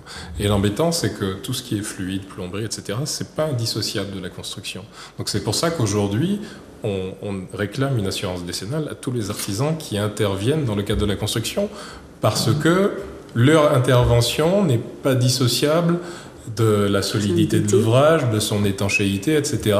Et qu'à un moment donné, un plombier qui a percé un truc par-ci, l'électricien qui a mal passé un four par-là, peut avoir une incidence sur un problème d'infiltration ou de sinistre sur la structure, etc. Donc c'est difficile dans le cadre législatif autour des assurances auxquelles nous sommes assujettis en France, d'avoir, en fait, on peut pas tout avoir, bénéficier de la garantie décennale et puis d'avoir la possibilité de faire des travaux par soi-même. Et on comprend l'intérêt, c'est l'intérêt économique. Mais malheureusement, notre cadre assurantiel ne nous le permet pas. Donc, soit c'est le cas où on fait de l'autoconstruction de A à Z, et bon, on sait ce qu'on a gagné en termes de coûts, mais on sait qu'on ne bénéficie pas de la garantie décennale. Voilà, mais c'est difficile d'avoir un mix des deux parce que en cas de sinistre, il y aura toujours une difficulté à déterminer la part de ce qui n'était pas assuré à côté de celle qui l'était, et donc c'est assez compliqué. Un emboîtement, un enchaînement de l'ensemble des lots qui fait que c'est quand même assez compliqué. Le carrelage, c'est un sujet, parce que je l'ai déjà eu. Certains veulent dire que c'est dissociable, comme disait M. Claquin. D'autres disent non, c'est pas dissociable. Aujourd'hui, on a plusieurs, entre guillemets, sons de cloche, mais techniquement, moi je vous prends dans un cas qui n'a rien à voir avec la solidité, ni ce qu'on appelle l'impropriété à destination, qui sont les deux volets de la décennale. On est soumis à des séismes ou des micro-séismes ici. Quand on a un carrelage qui se soulève et qu'il en devient coupant, c'est un problème de sécurité, c'est même plus un problème vraiment de solidité. Et là, si c'est vous qui l'avez posé vous-même, vous ne l'avez pas posé dans les règles de l'art, vous n'allez pouvoir vous en prendre qu'à vous-même, parce qu'il faudra changer l'ensemble du carrelage d'une pièce s'il s'est soulevé, et vous allez être un peu embêté. Surtout au prix de nos carrelages aujourd'hui, sachant qu'ils sont importés, et puis on fait aussi des grandes surfaces, etc. Enfin bon, c'est tout un processus. Maintenant, je crois surtout que ce que doivent comprendre nos téléspectateurs aujourd'hui, c'est qu'il faut être, pour bien construire et pour arriver à ce rêve merveilleux dont on parlait tout à l'heure, c'est qu'il faut être accompagné. Alors bien ou mal, ça je sais pas, on va pas rentrer dans le débat, mais en tous les cas, je crois qu'aujourd'hui, tout le monde doit être accompagné, que ce soit dans la recherche du terrain, la recherche aussi du projet, la conception du projet. Il faut être accompagné. Le deuxième témoignage faisait état il disait un moment qu'elle avait fait l'acquisition dans le cadre d'une promesse, un terrain de 2000 m² sur lequel elle ne pouvait construire que 50 m². Il me semble que c'est ce que j'ai pu comprendre. Est-ce qu'il n'y a pas aussi un problème au niveau des règlements, enfin des documents qui réglementent l'utilisation des sols? Est-ce qu'ils ne sont pas trop complexes, trop restrictifs? J'en doute fort. Je ne parle pas du PPRN, mais je parle, par exemple, aujourd'hui, on demande surtout les plus des pourcentages de végétalisation et d'imperméabilisation, par exemple. Heureusement. Heureusement. Non, mais je vais m'expliquer là-dessus. Je peux comprendre que quand chacun regarde sa situation personnelle et ce qu'il a envie de faire et le terrain qu'il a en face, il se demande à quoi ça sert toutes ces réglementations qui m'empêchent de faire ce que j'ai envie de faire. Heureusement, il y a un cadre global qui essaie de penser la Martinique dans sa globalité, de penser la réserve foncière pour de l'agriculture, pour absorber les eaux pluviales, des zones à protéger, pour que la Martinique demeure vivable pour tout un chacun. Donc un terrain de 1000 m² sur lequel il n'y aurait que 50 m² de constructible, c'est un terrain qui a priori est à cheval sur 2 zones du PLU, dont la majorité sera en zone naturelle, par exemple, ou alors où il y aurait une grande prescription du PPRN avec un aléa rouge sur une zone qui fait que il n'y a qu'une partie des 1000 m² qui est constructible et que par rapport à la surface, l'emprise au sol qui est constructible, que cette personne ne pourrait faire que 50 m². Donc j'imagine, aujourd'hui, il n'y a pas de... Ça peut arriver de tomber sur l'affaire du siècle, mais quand un terrain est pas cher en Martinique, c'est qu'il faut se poser la question du pourquoi, du comment. Des fois, on ne sait pas tout de suite, mais quand on gratte, on comprend pourquoi il n'était pas cher. Et ça, c'est quelque chose à bien mesurer dans la démarche de l'acquisition, parce que des fois, on peut faire le choix, je sais pas, d'acheter un terrain à 60 000 parce qu'on a vu au double qui était plat, mais qui n'était pas aussi grand et tout. Et puis, on se dit, si je mets 120 000 sur le terrain, qu'est-ce que je vais mettre sur la construction? Et on y va, on achète un terrain à 60 000 et on se rend compte que le terrain à 60 000, il va falloir faire tellement d'aménagements du terrain, des murs de soutènement, de ceci, qu'au final, il va nous revenir plus cher que le terrain qui coûtait 120. Donc, c'est ça. Il faut pouvoir mesurer tout ça, et je comprends que c'est pas simple. On peut pas arriver sur un terrain et à l'œil de dire, l'assainissement, il va coûter 12 000. Ah non, il va coûter 25 pour amener l'électricité. C'est difficile de mesurer tout ça juste en faisant une visite. Donc, c'est pas simple. Il faut se faire aider. C'est pas simple, mais c'est pas non plus compliqué. Je veux pas donner de faux espoirs en disant ça. C'est qu'il faut comprendre à chaque étape de son parcours de réflexion quelle est l'information principale qu'il faut aller chercher.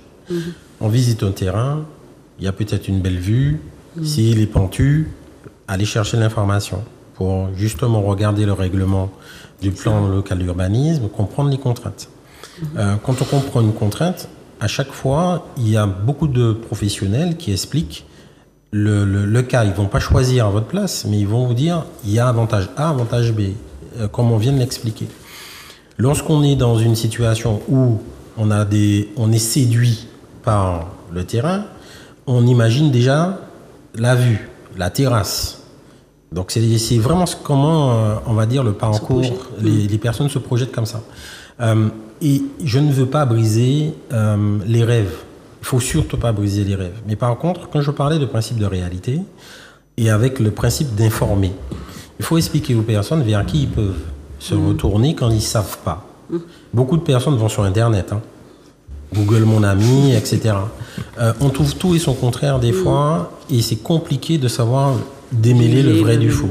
Donc lorsqu'on a des acteurs comme les architectes, les assistants maîtrise d'ouvrage qui ont pignon sur rue, on peut regarder la réputation des personnes, ce qu'elles ont fait.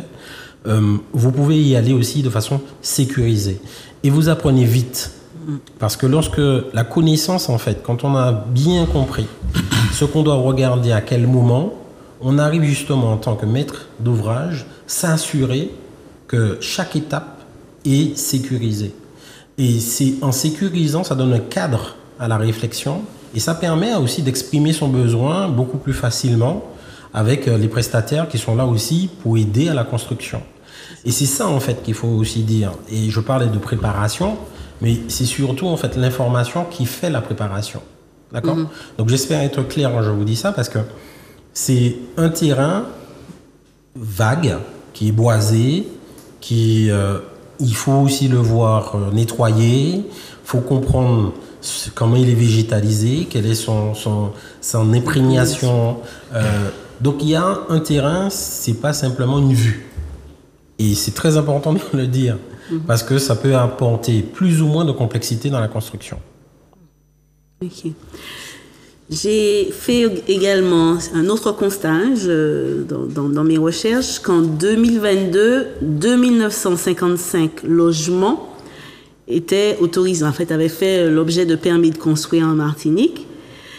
Ce sont les sources de l'ADA. Et sur ces 2955 logements autorisés, 42% concernent les maisons individuelles.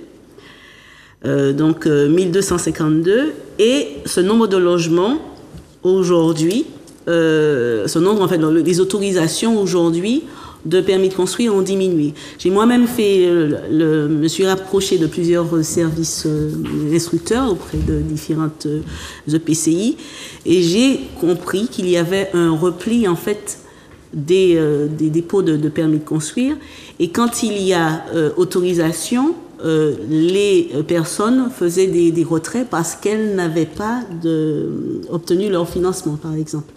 Donc, comment réagissez-vous par rapport à cela ? Je ne suis pas surpris d'entendre ces chiffres. C'est la conjoncture. Alors, globalement, la baisse n'est pas vertigineuse, mais Ça veut dire qu'on il y a une construit de moins en trajectoire, il y a une moins, trajectoire c'est ça. de baisse quand même, de baisse qui n'est pas forte, mais assez constant depuis un certain nombre d'années. Bon, après, le contexte d'augmentation du coût de la construction d'un est conscient, hein, depuis un petit peu plus de 3 ans maintenant. Il semble que ça se soit stabilisé. Malgré tout, cette augmentation du coût en face, est-ce que la capacité d'emprunt a augmenté? Est-ce que les niveaux de vie ont augmenté? Ça, je ne saurais pas répondre à cette question. Mais mécaniquement, ça s'explique. Hein, et d'autant que sur tous les projets, d'autant plus dans cette période, entre le lancement d'un projet, l'acquisition d'un terrain, concevoir le projet, le financer, boucler son dossier pour faire la demande de financement, il y a des mois qui s'écoulent. Et entre le budget de départ, celui qui est financé, et puis quand on est prêt à lancer, qu'un an s'est encore passé, et que les entreprises disent « Oui, non, mais je vous ai fait ce devis il y a 1 an, je ne peux plus faire à ce prix-là. » Donc il y a un certain nombre de complexités, de complications sur les chantiers qui font que... alors il y en a qui ne commencent pas carrément parce qu'on veut sécuriser tout avant de se lancer. Et puis il y en a qui commencent et puis qui s'arrêtent. Qui s'arrêtent pendant un certain temps parce qu'à un moment donné, l'artisan qui devait enchaîner, il a dit non, soit on revoit ou je fais pas.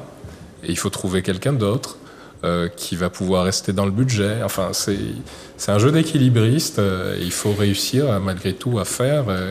Je pense, à s'adapter. Je pense que lorsqu'on arrive au stade du permis de construire, souvent on sait que le financement est là. La vraie question, c'est est-ce que la validité de l'offre de prêt est toujours d'actualité? Parce que c'est vrai qu'il y a un temps assez important, des fois entre j'achète mon terrain et j'ai fait tout pour que ma maison soit budgétée, mais il y a un choc des fois de prix qui fait réviser durant en fait cette phase certains devis qui nécessitent de revoir le projet. Donc ça, on l'a connu avec le choc de taux de l'année dernière. Donc on a accompagné les PSA. Mais là où j'aimerais insister, c'est il ne faut pas non plus paniquer si on a moins de permis de construire. Parce qu'il y a une réalité en Martinique, c'est qu'on a de plus en plus de maisons vacantes. Et ça, il faut le dire. Donc, il faut qu'on pense aussi, plutôt que de continuer à construire, comment rénover de façon efficace. Il faut que nos entreprises se professionnalisent aussi pour la rénovation, parce que des fois, c'est très compliqué de rénover. Et il faut accepter justement que ces dents creuses qu'on voit des fois dans les bourgs, qui sont souvent liées à des indivisions, des successions compliquées.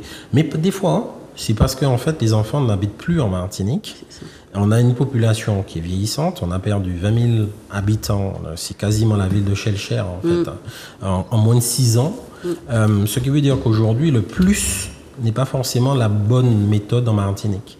Donc, il faut aller se concentrer aussi sur la rénovation, où le budget est plus raisonnable, à la condition d'avoir justement des corps de métier qui acceptent aussi la rénovation. Parce que vous savez, les personnes peuvent faire la construction parce qu'ils savent ce qu'ils ont fait. La rénovation, on doit s'adapter. Tout n'est pas forcément toujours droit, c'est humain. Donc, mais en tout cas, c'est un vrai enjeu de société de pouvoir penser à rénover et penser surtout à comment je rénove pour limiter mon empreinte carbone. C'est ça. Ça, c'est important. On est dans une île où il y a du soleil et quand il pleut, on peut avoir des récupérations d'eau de pluie, on peut faire beaucoup de choses que d'autres ont du mal à faire. Et il faut qu'on pense la construction en intégrant l'habitat dans cette préservation de notre écosystème. Et donc, je ne suis pas inquiet quand il y a moins de permis. Je suis plus inquiet quand il y a moins de transmission sur l'île. Parce qu'il peut y avoir des transmissions qui ne soient pas liées à la construction. Et on peut atteindre le même objectif, d'atteindre son rêve d'habitat en passant par l'ancien, rénové, bien placé, où justement on peut faire des affaires ou si là c'est l'offre et la demande, hein, puisque justement on se positionne sur un bien qu'on veut réhabiliter. Et on a de plus en plus de clients qui vont vers ça. Ouais, c'était ça la dernière question, justement, c'est quelles sont les solutions justement apportées pour justement pallier à ce problème de construction, diminution des constructions. Voilà. Donc vous avez apporté une partie de la réponse, mais à quelle autre alternative on pourrait penser pour justement apporter, on va dire, une note positive aux clients qui souhaiteraient être propriétaires de leur résidence principale, par exemple? Moi, je dirais que je partage l'avis des deux interventions précédentes. Oui, il faut penser à la réhabilitation. Aujourd'hui, j'ai quelques demandes, pas énormes, mais il y en a, puisque en fonction de certains montants, souvent les banques effectivement réclament tout autant la dommage ouvrage. On a de plus en plus d'artisans aussi qui essayent de se professionnaliser dans la réhabilitation, même si là aussi on en vient aussi à un jeu qui est un peu particulier, c'est que quand on rentre dans la réhabilitation, souvent ils se permettent de prendre plusieurs lots à leur charge et on en revient à tourner en rond et revenir au même sujet où des fois ils sont pas qualifiés pour le faire. La réhabilitation, c'est quand même quelque chose de particulier. Je pense que c'est aussi une réalité d'un vrai métier. Et ça nécessite, je pense que les artisans soient formés, qu'ils soient accompagnés par des professionnels comme les architectes ou les bureaux d'études, parce que c'est sûr que quand on fait un projet comme celui-là et qu'on veut abattre un mur ou créer une ouverture, ça peut être une complication sur un chantier. Donc c'est tout ça pour dire que oui, pourquoi pas effectivement se porter sur le sujet. D'ailleurs, ça n'apparaît pas dans les permis de construire puisque bien souvent ils sont pas soumis à permis de construire. Donc c'est peut-être aussi moins de difficultés, on va dire, administratives. Mais maintenant, c'est vrai que la baisse des permis, je pense qu'elle est un peu liée effectivement, notamment peut-être au financement, mais à la conjoncture actuelle économique qui n'est pas favorable en termes notamment de matériaux, des coûts des matériaux qui augmentent. Et puis certains aussi, je pense, en profitent au vu de cette augmentation pour gagner aussi un peu plus. Ça, c'est ça, ce sont des avis de société, c'est la vie de la société, on n'y peut rien économiquement. On vit aussi une période un peu difficile, on sort d'une crise. Alors, pour nous, quand on regarde en termes d'assurance construction, c'est une période assez compliquée où les assureurs sont très vigilants parce qu'il y a des difficultés, les entreprises sont en difficulté, il y en a beaucoup qui malheureusement périclitent. Donc c'est vrai que tout ça, ça complique un peu les choses. Je pense qu'on m'a déjà rappelé à l'ordre. Alors, l'émission touche à sa fin. Le mot de la fin, de la conclusion de M. Pin. Alors, déjà, il faut terminer sur une note positive.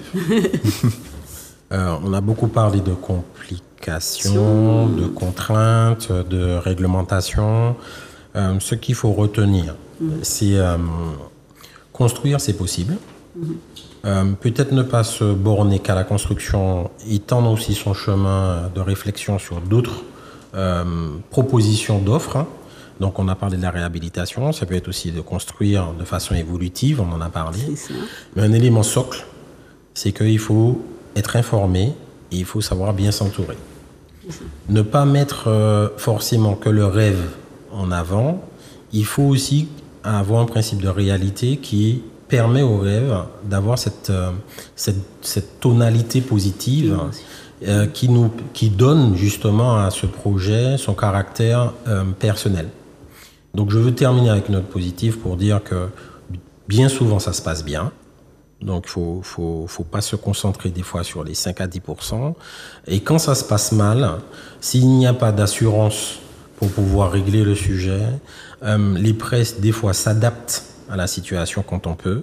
Et quand on n'y arrive pas, on aide aussi les personnes à céder leur projet pour qu'ils ne soient pas dans une situation inconfortable. Donc, je dirais pas qu'on est des sauveurs de tout. Il faut pas non plus faire croire cela. Mais on a mis en place des dispositifs suffisamment encadrés lors de l'octroi du financement pour justement limiter en fait ce parcours qu'on peut être un parcours du cauchemar. Donc, continuer à rêver. Très bien. Yanis ? Alors pour compléter ce que vient de dire M. Pin, je dirais que si je m'attelle à regarder, on va dire, les chiffres, parce que bien sûr en assurance on a des remontées des chiffres qui sont notamment les déclarations de dommages ou de sinistres. Sur le marché de la maison individuelle, ce que je peux en dire, c'est qu'on en a peu, et c'est tant mieux. Ça veut dire qu'on construit quand même bien. Forcément, l'assureur est là pour le jour où il y a un souci, donc il ne faut pas que nos téléspectateurs et nos concitoyens martiniquais ou antilo-guyanais il faut pas rentrer dans cette peur de construire. C'est vrai qu'on a parlé de beaucoup de choses ce soir, même si je pense qu'il y a encore beaucoup à développer. N'ayez pas peur de construire, n'ayez pas peur de vous lancer. Le banquier l'a dit, allez-y. Et on sera là, et il y a de bons professionnels aux Antilles-Guyane. Et sachez qu'en tous les cas, qu'en termes d'assurance, aujourd'hui, il faut rester positif parce que nous, on l'est et on est là pour accompagner tout type de projet. Et sincèrement, de ce que j'en vois, j'ai pas énormément de retours négatifs. Très bien, monsieur. C'est à moi. Oui. Je m'étais dit que je ne rajouterais rien parce que les interventions qui m'ont précédé étaient tellement... Ils ont tout dit sur la note positive. S'il s'agit d'avoir une note positive, moi je dirais que dans l'ensemble, alors c'est vrai qu'on a évoqué un certain nombre de difficultés liées à un contexte géographique, économique, etc. Mais je pense que la Martinique est un territoire historiquement résilient et que nous avons capacité à nous adapter aux situations auxquelles nous sommes confrontés, aux contraintes que nous rencontrons. Et donc, je n'ai pas d'inquiétude particulière quant à notre capacité en tant que peuple à faire face aux défis auxquels nous faisons face. Donc, la vie est ainsi faite. Il y a des changements, il y a des évolutions, il faut qu'on s'adapte. Et il faut que aussi, en tant que peuple, et dans nos projections, que nous réussissions à ne pas être figés dans ce qu'on a toujours fait ou toujours été, avoir la souplesse et l'ouverture d'esprit d'imaginer la Martinique de demain. Donc voilà. Très bien. Roméo, à toi le mot de la fin. Alors les intervenants ont vraiment tout dit sur la question. C'est vraiment compliqué pour moi de rebondir après. Seule chose que je peux dire aux téléspectateurs, c'est de se faire accompagner à toutes les phases de leur projet, dès la phase de recherche, par des experts, par des architectes, des AMO, en fait, tout type de professionnels qualifiés qui pourront leur donner les conseils nécessaires et permettre que ce rêve se réalise en toute sécurité, en toute sérénité. Voilà, en gros, c'est ça. Voilà. Merci à tous d'être venus sur le plateau et d'avoir partagé votre expérience et les informations. Je pense que ça a été très pédagogue. Voilà, vous avez été très pédagogue. J'entendais. Voilà, mais merci à vous tous. Au revoir aux téléspectateurs et on se retrouve le mois prochain pour une nouvelle émission, une nouvelle thématique. Au revoir.